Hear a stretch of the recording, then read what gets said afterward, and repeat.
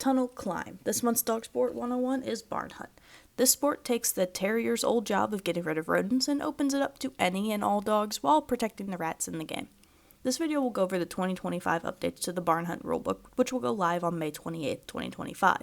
BarnHunt is a hunting and teamwork sport that harkens back to the rat catcher days and the dogs who traveled with them, ridding farms of vermin, allowing for better preservation of food grains and less of a chance of diseases to spread. While it harkens back, dogs are actually still used in this role today in cities to control rat populations, as they are more effective than cats and safer than putting out poisons. Rat catchers use a variety of terriers and breeds that are made for going into burrows after prey. These are called go-to-ground breeds. BarnHunt mimics this barn-like setting by having the rats in specifically designed tubes and filling the area with straw and hay bales when the dog has to find the rat, ignore the litter tubes, climb onto hay bales, and go through some tunnels made out of hay bales and plywood. This sport is really for any dog with solid prey drive. They do need to have the ability to go into tight spaces for the tunnels and climb onto bales. For short breeds, there will be a step placed in there so the dog can make the jump. This sport is not recommended for dogs with medical conditions that climbing and jumping could make worse. However, if your dog is healthy and likes to hunt, let's get into this amazing sport. And before we get any further into this video, I do want to thank the people who took the time to submit their photos and videos of runs to me so that we could use them in this video. It is absolutely adorable. All of your dogs are great. I had so much input that I could not feature everybody's dogs, and I did my absolute best to. So hopefully your dog got featured, and if not, I'm sorry, I just ran out of time. I tried to talk as much as I could in the script. First off, to compete, you will need to register your dog with the BarnHunt Association. This has a one-time $32 cost that lasts for the dog's life. When you register, you'll also want to put in your dog's height. There are 3 divisions: small, which is 15 inches and under, medium, which is 15 to 22 inches, and large, which is over 22 inches. Things that would cause your dog to not be able to compete would be if your dog is a wolf or wolf-dog hybrid, blind, a dog with an open wound, a dog in a wheeled cart because they can't do the climbing, lame or ill dogs, dogs with stitches or bandages, and there is a specific class called line drive that blind dogs and dogs in wheeled carts can compete, and we'll talk about that later. Thing to note, in-season females are allowed to compete as long as they wear clean, tight-fitting panties with an absorbent pad designed to contain discharge. When they are not in the crate, they are required to have their panties on at all times, minus pottying. They do need to be exercised away from other dogs, and they are asked to have an in-season tag on their crate or displayed near their crating area. If the dog is in season at the start of the event, it is considered in season during the full event. Failure to report an in-season female will result in an NQ for all entered runs that day. For humans, there is no minimum age, but the handler must be able to keep control of the dog during the waiting, the run, and entering and exiting the arena. Handlers with disabilities will have accommodations made for them and allowed an assistant. Talk to your judge and email the trial chair before signing up. Gear that is not allowed on the premise of trials: electronic collars, bark collars, including citronella collars, head halters, uncovered prongs, and muzzles. Gear that is allowed: literally any other collar, leash, lead, martingales, covered prong collars with a quick release snap, and GPS collars that do not have a shock component. You cannot have the dog tied out or left attached to anything non-human when not crated or in a car, or in a secure enclosed environment. When you're at a trial, you'll be competing in a ring. There's a few important bits to pay attention to in the ring. The first is the start box. This is going to be a 4-foot by 4-foot square where all teams will release their dogs. Your dog will have their leash, collar, and harness, if they're wearing one, taken off, and it needs to stay in this box, as the dogs do run naked in the sport. The next thing is the course. Each level will have specifics of size, number of rats, number of litter, and empty tubes, the amount of hay, and how tall the hay bales are. Your dog will also have a level-appropriate tunnel that will be on the course. To complete the course, you will need to complete the tunnel, have all 4 paws on a hay bale at once, intentionally. They can be on separate hay bales, they just can't be touching the ground on like a 2-on, 2-off. The dog will also need to find the rats and not hit on an empty or litter-filled tube. If you're running a shorter dog, there will be a step in there to help the dog get onto a pile of hay bales. You may also see bridges. Specifications are on page 10 in the rulebook. There's also a thing called a blind. This is where all the people that are competing in the trial will be before they compete.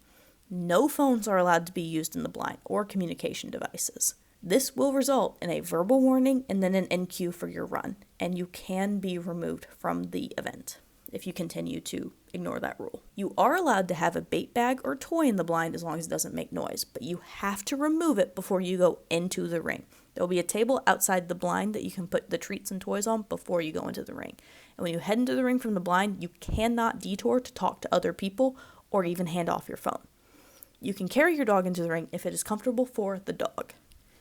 Once you're in the ring, a few things to keep note of. You cannot use a communication device in the ring, so if you forgot to ask someone to video you and hand them your phone, you better hope they're videoing on their phone. You cannot intentionally touch bales of hay unless you are getting the rat after the judge has indicated that you did in fact call the right tube. You cannot try to find the rat by shuffling hay around with your hands and feet. No abusive actions towards your dog. And the things that you can do. Walk around the ring to keep an eye on your dog. Point and gesture and ask your dog to search specific things. Cue your dog to do the tunnels and the climb. If you were to fall, you are allowed to use the things near you to stand up and get your balance back, but then you have to let go of them. If your dog is about to do something dangerous, like jump from a really tall hay bale, you can grab them. But as soon as they're safe again, you have to let go. And that is going to be very judge dependent on what they're doing. So hopefully you don't have a terrier that decides to jump from a 3 hay bale size stack.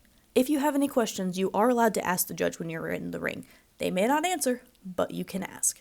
Obviously you can't ask where the rat is. There's also a judge's briefing before the trial starts, before each level. So like your novice, open, senior, master levels, there's going to be a trial briefing. Ask your judge all and any questions you can come up with there. That's the best time to ask. When your dog finds a rat, there's a few things you can do to mark it. The word rat is the most common. Alert is allowed, but people will mess with you a little bit about not using rat. You have to be strong in how you announce rat. You can't have a questioning sound at the end of your voice, and if you wonder what that is, it's where you go rat, and it goes up at the end. Yeah, I do that all the time, and I get in trouble for it all the time by our practice team. A raised hand counts, but be aware, a lot of the time, the judge will be watching your dog and may miss it if you raise your hand. In the master level, the handler will have to call out a clear or finished to indicate that all rats have been found. And when your dog finds the rat and you call it, you can take a few seconds to engage with your dog, petting and restraining them to make sure that you get the rat away from them, but also being like, good job, you did good, letting them enjoy the fact that they did in fact find what they were hunting for. Once your dog has moved on, or you have passed the rat off to the rat wrangler though, you cannot touch your dog until they find another rat, or you're putting the leash on them depending on what level you're at. Otherwise, you will get an NQ. NQs are non-qualifying scores. They are the runs that end without points going towards a title. There are a few things that will give you an automatic NQ, and those are here on the screen. There are 2 kinds of NQ. The ones where the judge will show you a rat tube for your dog to look at, and the ones where they won't. These are also specified on page 14 of the rulebook. There's another thing called penalties, which are separate from NQs. It's usually like a time added to your total time, or in Crazy 8's, their points. These can be found specified on page 15. And the next section of the rulebook covers rat care. If you are concerned about how the rats are treated, check out pages 15 through 17 of the rulebook. There is so much information, and these rats are pets. The rats are not worried about the dogs. I can promise you that. Now on to classes. There are A and B. A is for dogs that do not have a title at that level.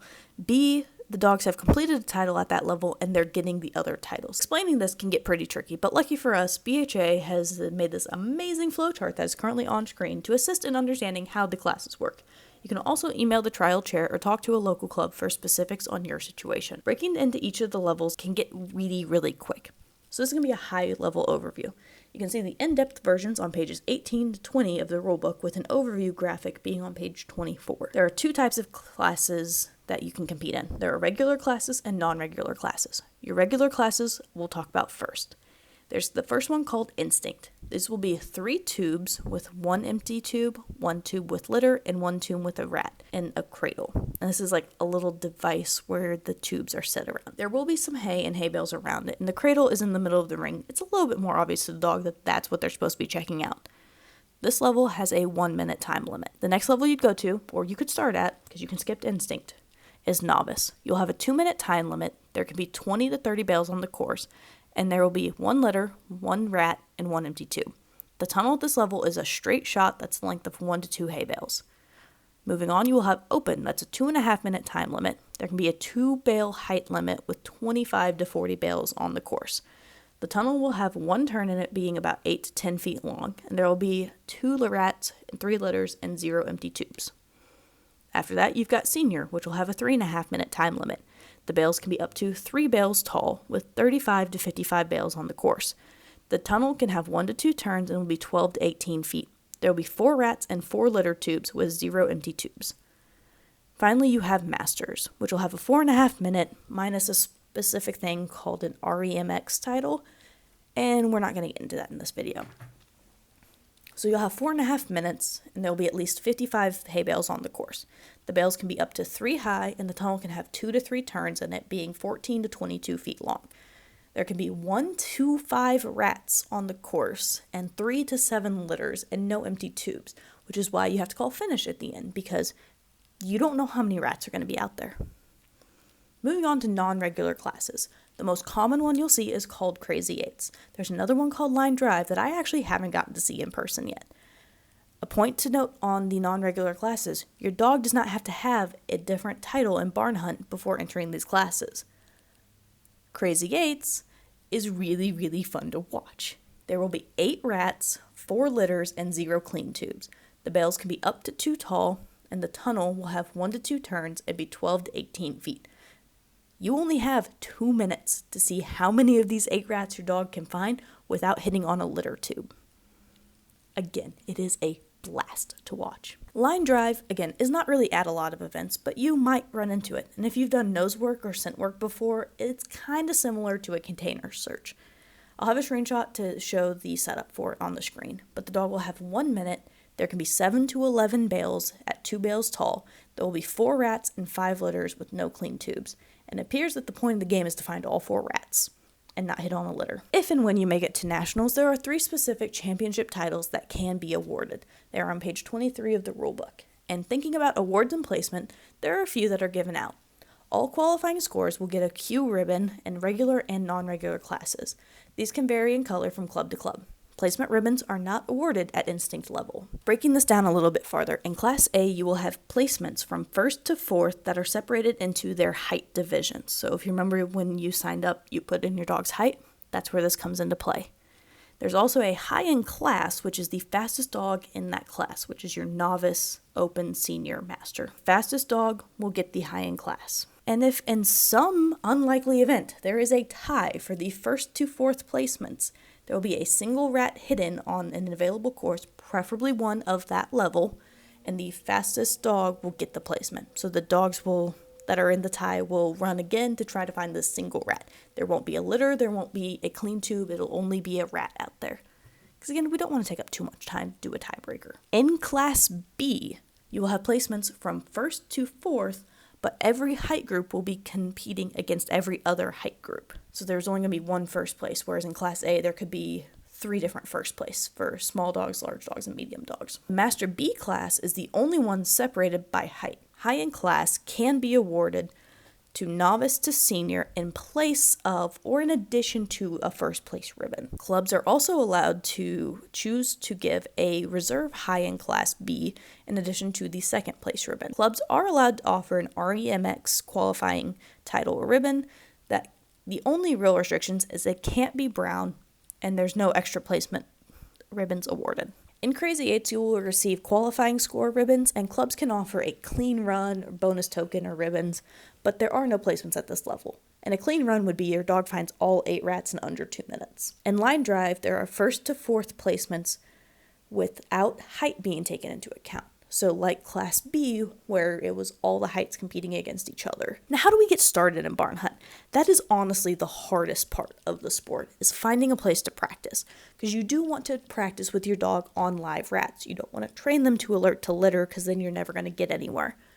So if you go to the BarnHunt Association website, which I will have linked on screen here, and that is barnhunt.com. If you go there, you can search for local clubs. And you can find whatever clubs are closest to you. Here in Southwest Missouri, we are spoiled. We actually have the group that hosts nationals every year.